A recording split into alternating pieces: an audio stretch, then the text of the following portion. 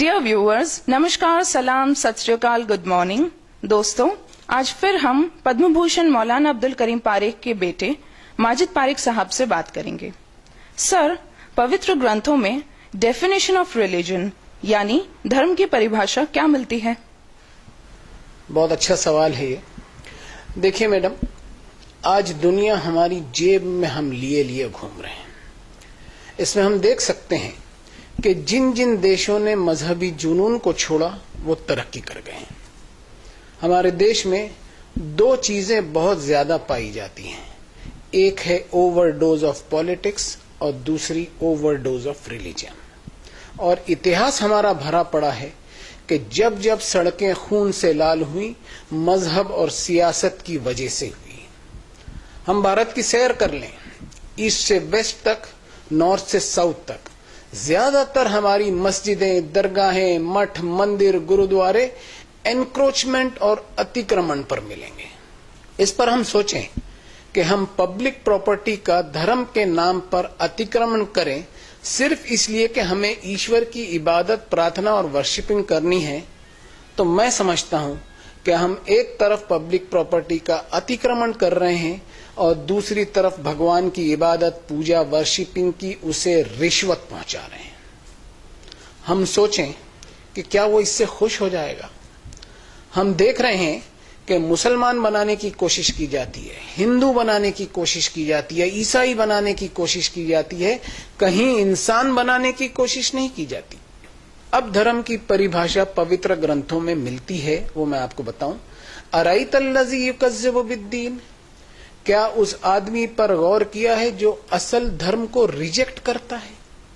फज़ालिकल्लज़ी यदउल यतीम, ये वही हो सकता है जो किसी यतीम, अनाथ, बेसहारा और वंचित की भलाई की जिम्मेदारी से अपने आप को दूर रखता है। और वला यहुद्दु अला तामिल मिस्कीन, इसके दिल में कभी कोई तड़प नहीं उठती कि किसी भूखे को कम से कम खाना ही खिला दे। इसके खुद के डाइनिंग टेबल पर एक से बढ़कर एक चीजें होती हैं, लेकिन इसे कभी किसी भूखे की भूख का एहसास नहीं होता। अब गौर से सुनिए क्या कहा गया। फ़वैलुल लिल मुसल्लीन अल्लज़ीना हुम अन सलातिहिम साहून अल्लज़ीना हुम युराऊन व यमनऊनल माऊन। सो बर्बादी है ऐसे नमाज पढ़ने वालों की, ऐसे इबादत करने वालों की, ऐसे पूजा अर्चना, उपासना और वर्शिपिंग करने वालों की जो इबादतें तो बहुत करते हैं लेकिन उनकी इबादतों में केवल दिखावा होता है।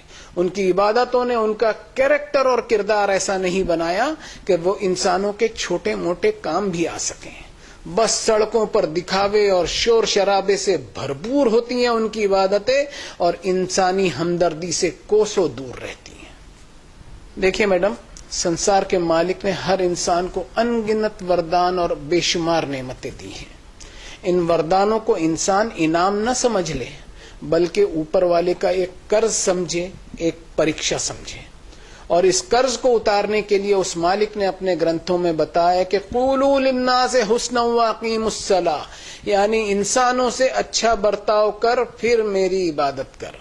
लोगों को उनके अधिकार देता चला, ये सोचते हुए कि जो कुछ तेरे पास है उसमें से तुझे इंसानों के लिए कंट्रीब्यूट करना है और इस कंट्रीब्यूशन में तुझे कभी किसी पर कोई एहसान नहीं जतलाना है, बल्कि ये समझते हुए कंट्रीब्यूट करना है कि लोगों का तुझ पर अधिकार निकलता है जिसे तुझको अदा करना ही करना है, इसलिए कि जो चीज तू हासिल किए हुए है वो तेरी खुद की प्रॉपर्टी नहीं बल्कि उसका असल मालिक मैं हूं।